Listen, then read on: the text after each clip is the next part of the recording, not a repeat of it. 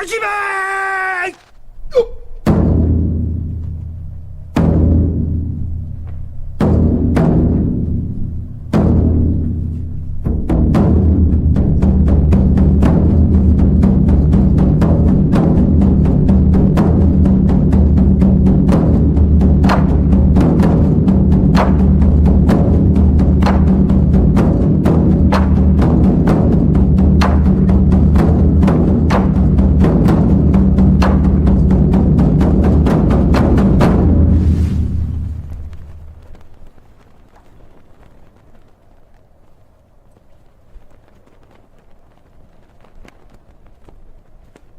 Salve, legionaries! I've come back, and unfortunately, the commies have attacked my throat. Bastards! Bastards!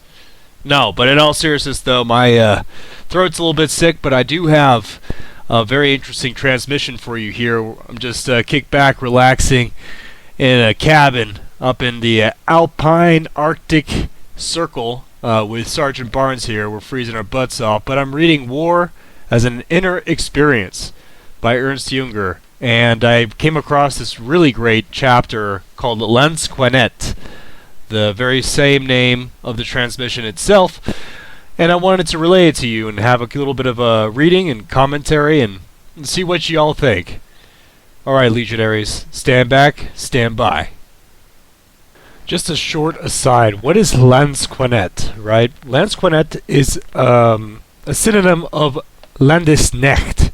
And I apologize for my German boys if I mispronounce this, but Landesknecht is a type of man at war that existed between the 14th, 15th, 16th century, namely took its height during the, let's say, the pike and shot era, which is, for those of you who don't know, it's the early modern warfare era where there was a combination of pike, obviously shot, so gunpowder became a larger thing, so there weren't quite muskets just yet. There were arbiquai, I don't even know how to call it, but basically this kind of proto-musket thing, which was just as likely to blow up in your hands as it was to impale the enemy. And then, of course, you had swords, bucklers, less rarely, and then, of course, cavalry. It was around this time that the cavalry took a smaller and smaller role. I was actually just reading a piece from Machiavelli talking about the innovation of warfare during the late 1500s or early 1500s, and that the rise of standardized standing armies and masses of effectively democratic soldiers and hosts took precedence over the knightly, let's say, artificer of the knight, right, of the cavalier, and so on. And the reason why is because previously in medieval warfare, the cavalryman was supreme. Then it came over to the pike, and the pike is a technology which is obviously used in tandem with the team, and which through a team you're able to achieve greater things together, right? This is why, you're stronger together as a team. That's why it's so important. It's why the phalanx took precedence over individual Homeric duels and so on, as we spoke previously on different transmissions. But the interesting aside is that though it may be the case that these men often aggregated themselves in companies, in the Spanish Torceo, for instance, and so on, it was the case that when they fell idle or they were simply on their own, they were known to be very boisterous and very cavalier, very flamboyantly eccentric, colorful, uniformed men who would drink and who would, bang girls and do all these kinds of crazy things that you probably know about if you ever hung around the barracks on the weekend, right? All those boys get after it. Well, these guys really knew how to get after it, and they were a little bit of a harsh, tough crowd that was absolutely exceptional in moments of battle. On top of everything else, by the way, did you know that the term running the gauntlet refers to this pike and shot era in which it was a type of punishment, right? So if one of the men of a company, of a pike company, right, was found of some kind of weird crime, that he would be punished to walk through a line of pikes on both sides. So they would his brothers would divide in two, form a corridor in the middle, and he would have to run through the pike file, and he would be effectively impaled to death. But also, conversely, if his fellows felt as though the let's say crime was far too much punishment, they would not impale him. So it was kind of a leap of faith, but also a condemnation, a kind of democratic institution of law, right? Very interesting situation, but that's what it's called. It's called running the gauntlet. Very interesting. But anyway, referring to the story here relayed by Jünger, the idea is that it was this perfect balance between the man who is part of a team and also the man who is his own self, an individual, an anarch, a man who himself, Jünger actually explained this in no uncertain terms, is that he was always a volunteer, dispassionate about it, simply for the cause. He wasn't there for a cause, he was just there for himself, regardless of whatever cause it may be, and to find himself fundamentally as part of a play, right, called war.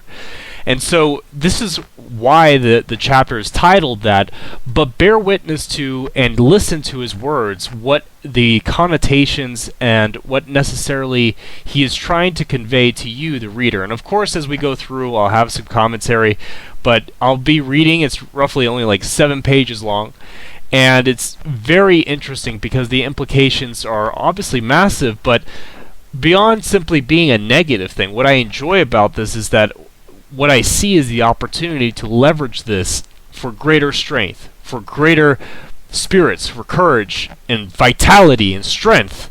So I'll go ahead and read that passage to you shortly, Legionaries. First, let me take a drink. I'll be right back. Alright, boys, I've come back. So I'm going to go ahead and start reading. And like I said before, we're going to take it casual this time, just start reading.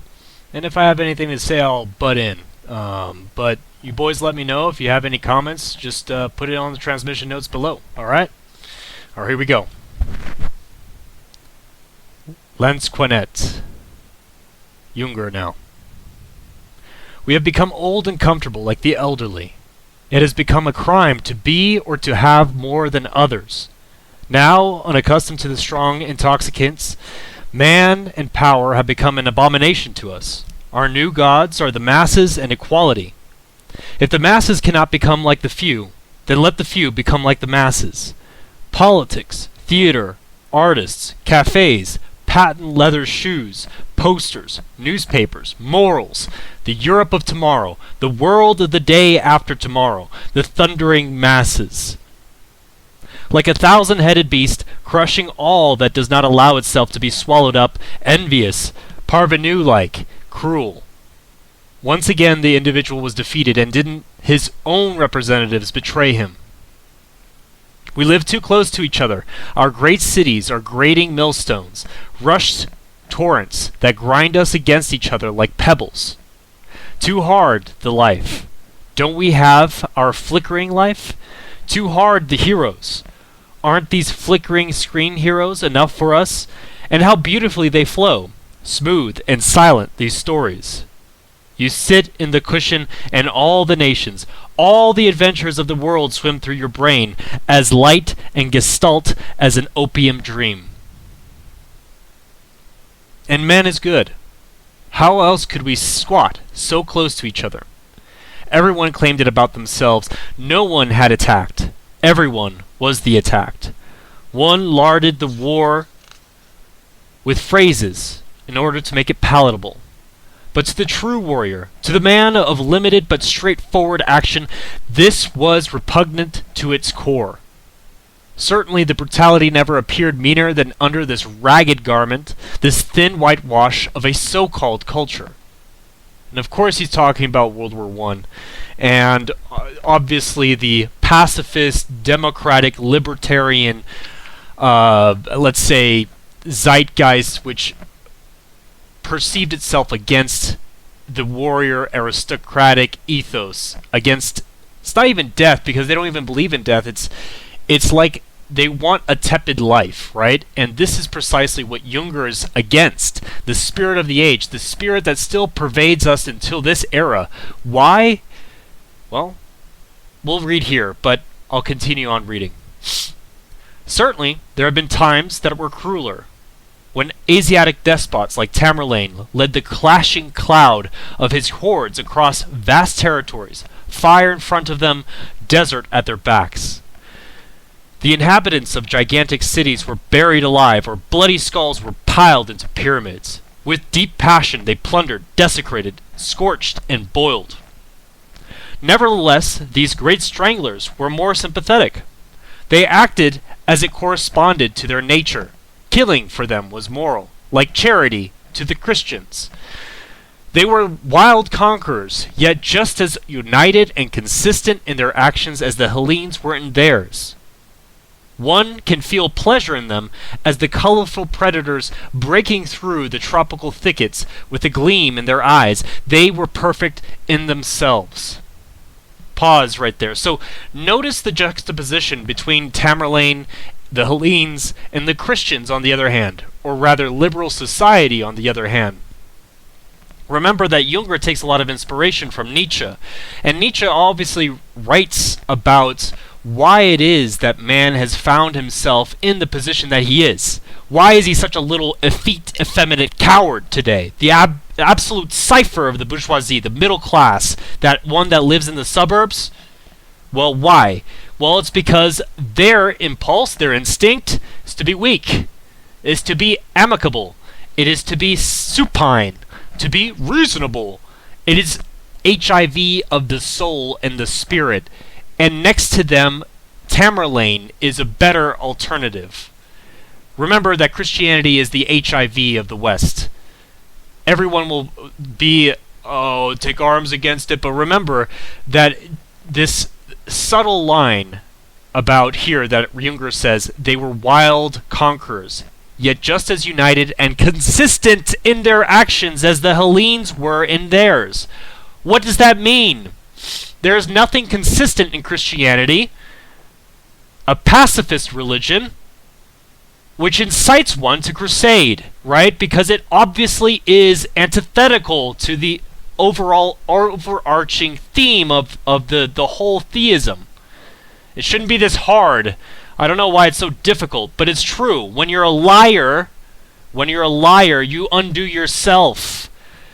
Act and speak in accordance with your actions and act in accordance with your speech. Words mean things. Ideas mean things, okay?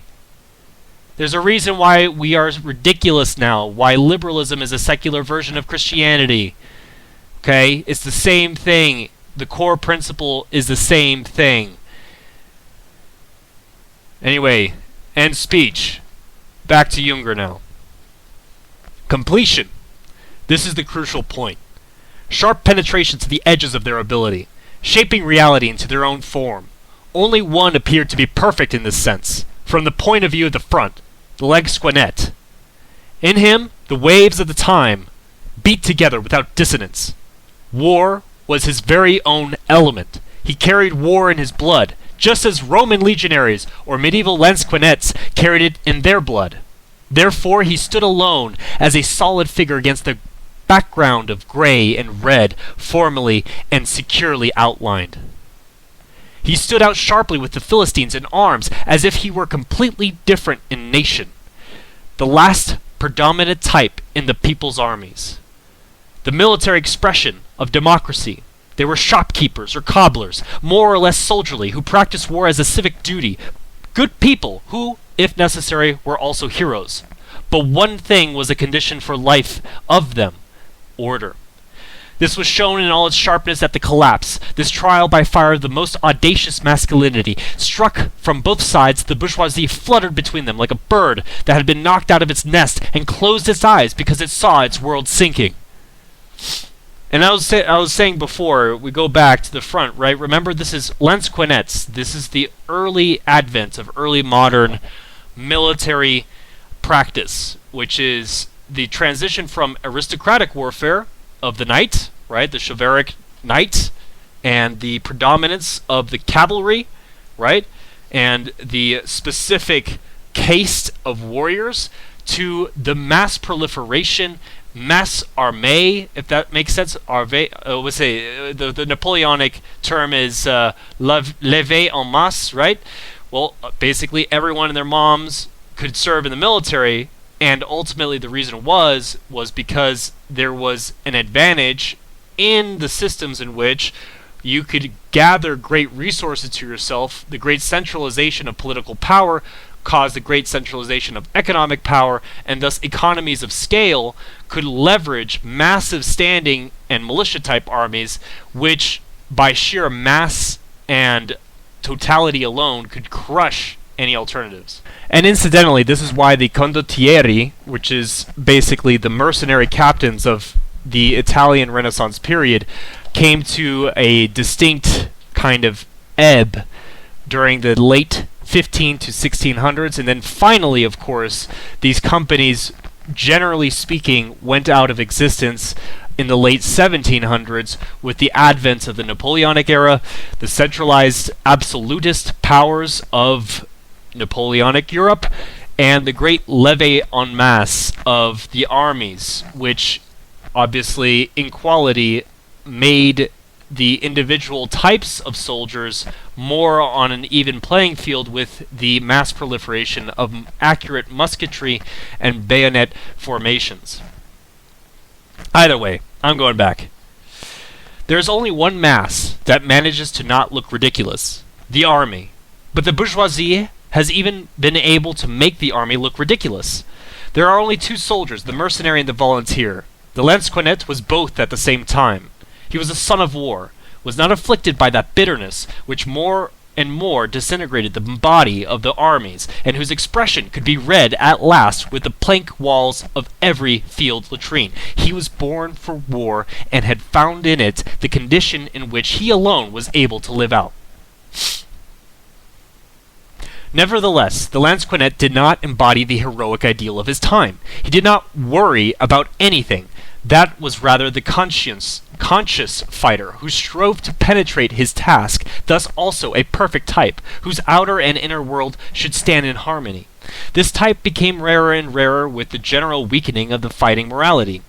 It is also questionable whether the will to live of a people is expressed more clearly by a layer of fighters who strive to distinguish right from wrong, or by a healthy, vigorous nation that loves the struggle for the sake of the struggle itself, or, in Hegel's words, whether the world spirit represents itself most forcefully through a conscious, or though an unconscious instrument.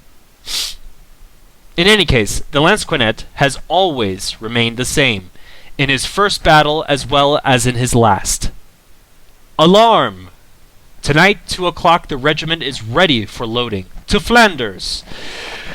The tired faces grew even paler. The conversation died away. The whistles went out. Somewhere surrounded by dreams gleamed a helmet, an unreachable island of the blessed. Again! And just escaped the roaring maw. Call in sick. Desert! No. No escape. The decision is made. The new hustle and bustle begins. Mother, a woman's smile, warmth, and at noon, a white table.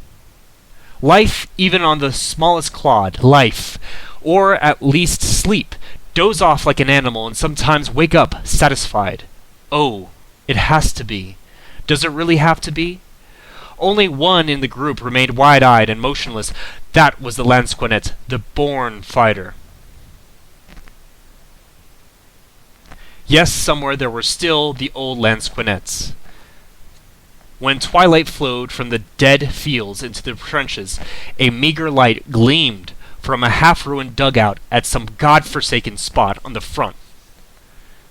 If one had slept the day away in the bosom of the earth, and with the awakening instincts wounded like a nocturnal animal, Through the ungrown, stitched trenches to the battle position, one probably entered to refresh oneself with their carefree noise. In old freshness was one of the mottos they liked to hear, and it also seemed one came out of all the dead in the silent despair into their circle, as if the carefree life had fled to them. At last, one found oneself among those who felt at home in this gruesome landscape. Yeah, you see, these commies are attacking my throat. They're destroying me with the flu. God damn it! No, but in all seriousness, though, if you could see the transition and the juxtaposition, rather, or rather the melding, the synthesis of the old with the new, the Lansquenet of the 16th century, and the battlefields of Flanders. Something only until the Ukrainian war was considered to be the hellscape, the ultimate hellscape of all wars, right? And somehow, in the depths of the nadir of warfare, of ultimate industrial warfare, of this kind of bleak gray warfare, we found a hero, Jünger, amongst the trenches and the mud and the blood and the corpses. And we found heroism. This is the tale of heroism. Going back now. Their surroundings were the most masculine. Crude plank walls supported by beams and crude stamps hung with guns, benches and a clumsy table, a bottle with a candlestick in it. They lived like trappers in their huts or pirate ship captains in their cabins. That's how Villon might have lived in the vagabond taverns. That's how the Wild's Boarhead in East Chip, London, might have wasted its great elemental force. Here they squatted in these cramped spaces, weathered and tattered, with faces like sharpened blades, full of jump, race, and energy. Their language was short, dominated by buzzwords, chopped and torn like the bursts of fire from their machine guns, the words stamped and full of earth power. Wherever men find themselves in the primal, such languages arise. Dear God, how superior these guys were to those men in Geneva and Zurich who wrote about how outraged they were about the war and afterwards claimed to have had a finger on the real pulse of the times. Disgusting! It was strange. Wherever Lansquenets gathered, alcohol was never in short supply. It was their ideal intoxication, as violent as an explosion, as brief and brutal as an axe blow. Only the moment was valid. Death stood leaning against the wall as an unnoticed lackey. When the intoxicated melted the angular reality into glaring colors, and a repressible feeling of power awoke in them, some bold heritage blazed in their blood. Many a crusader, robber baron, Norman, or medieval characters. When the clamor of daredevil voices became more and more raucous, and the sound of shrapnel pelted down on the walls, life was no more than a bottle of wine, good for getting drunk and firing against the nearest wall. Primal forces, as blind as a storm or a tsunami, threatened to burst the veins and blaze into intoxication, to drown in the unconsciousness. Often this restlessness accompanied them. In dark and sleepless nights they had struck the colorful banner of exaltation on the blackbirds of life, but in them there was never a lack of wild inebriation, a great desire to get involved. When the wind whistled through the fences, or blew through the sparse tufts of grass, when strange shadows slipped through the mist, then the horror of no man's land assailed them from everywhere, so strong that even the chests of these brave men rose and fell panting. A boundless loneliness grew in them as the surrounding ramparts stood out as black, threatening bands of night. The desire of the hunter and the fear of the game mixed in their adventurous blood and sharpened their senses to an animal sharpness. It was never a good idea to dig work in front of the trenches where they spent sleepless nights. Sometimes, when all the soldiers on guard were already asleep, in the wasteland a few meters away, a series of sharp blows would resound, a reddish light would flash, and a shrill scream would spread, long and light, across the room. Then everyone knew, as one knows something in a dream, though as one never experienced it, that this scream, which pierced the veins with ice, could only be a final one. Everything jumped up, aroused and wakened. As everything awakens in a lonely jungle, villages, when the huts shake in the howl of a greedy predator. Then the rifles cracked. Restless, glowing bullets rose and fell. This was a brief, eerie celebration of corpses, while the barren countryside hung empty and frozen as an eerie backdrop in the white light. Once the horror had died away, the Lansquenets would emerge from the black shadow of a crater, crept back into the trenches. In haste, they would answer the troops' questions. They would come off the walls, and if at that precise moment the moon broke from behind a cloud, they stared at each other, shuddering. Their faces were so bloodless and gaunt that they glistened like bones in the pale night.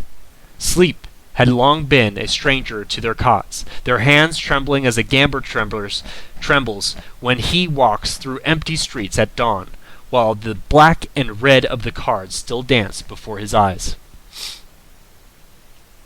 What was it to keep rushing them into the desert at night? The adventure? A desire for horror? Or were they werewolves, humans who transformed themselves into animals to race howling across deserted fields and lie in wait at crossroads? Once, on a bright September night, we marched toward the distant glow of a battle. Dull and silent, the masses flooded over the dusty country road, aiming toward a glowing horizon. All the senses were engulfed, stunned by the giant force of the ever-approaching fire. In the middle of the stream, however, rode calmly one who had tied a pair of mighty bull horns in front of his steel helmet like a Teutonic god marching to battle. Another time, when the town of Combes was collapsing under the heaviest shelling, overrun by steel and stones, we saw two people in women's dresses, masked with red umbrellas, running through the swirling debris. These people were of the same ilk as the shock troop, rolling up a trench with empty wine bottles, like the Scottish assault team playing their soccer against the enemy line to attack, or like the German lieutenant who was told at the front that he'd find a way to let the shtick grenade shatter all over his head like a torch without a splinter touching him. Pause for a second. So just letting you know, the word ilk in British English, which is the text is translated by a British English speaker, is not a negative connotation, it's a positive one. So it just means to be of the same kind. It has no negative connotation as it does in American context.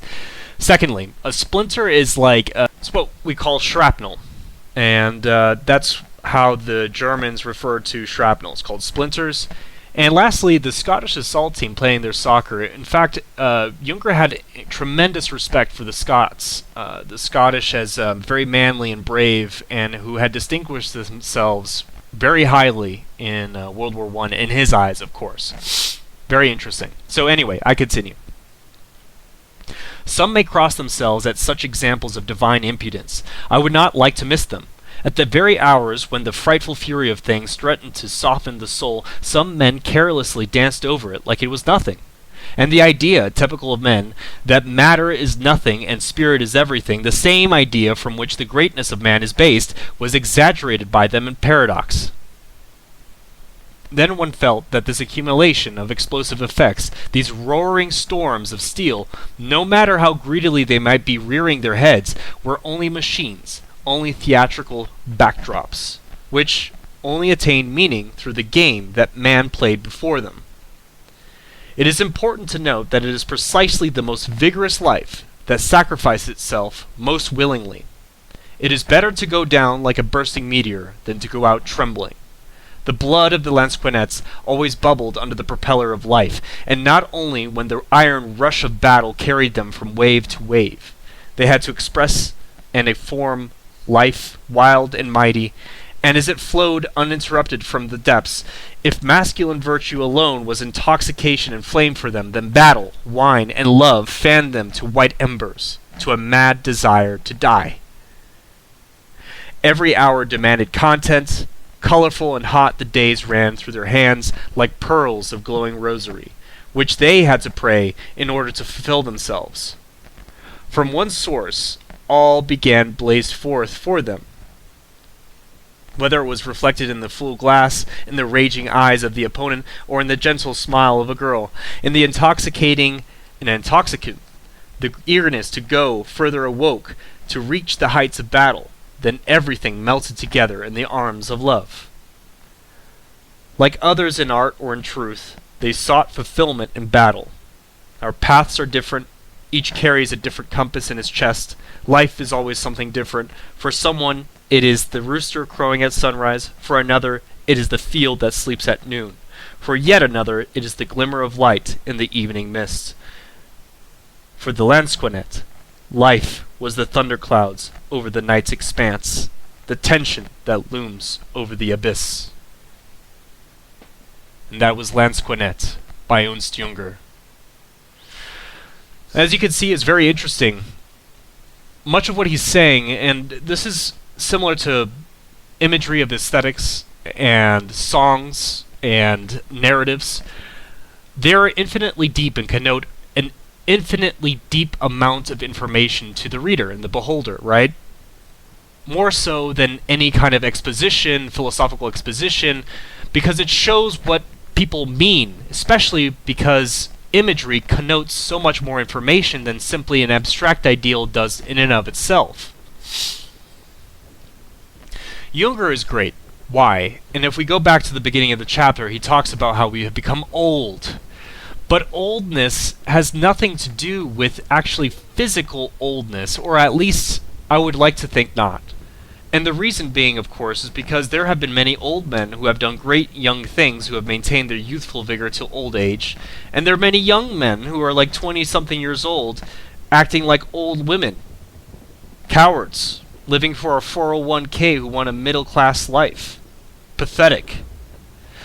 So for me, and this is my mission here, Legionaries, to make you, if you haven't found yourself, understand yourself as a Lansquenet yourself, and to find yourself in good company, and to yearn for the thunderclap of a thundercloud in the deep twilight, to be parted by a full moon, to be cut by a razor's edge, and the bayonet knife, and the flash of grenade and gunfire. This is General Lance, Sergeant Barnes, Ernst Jünger, signing off.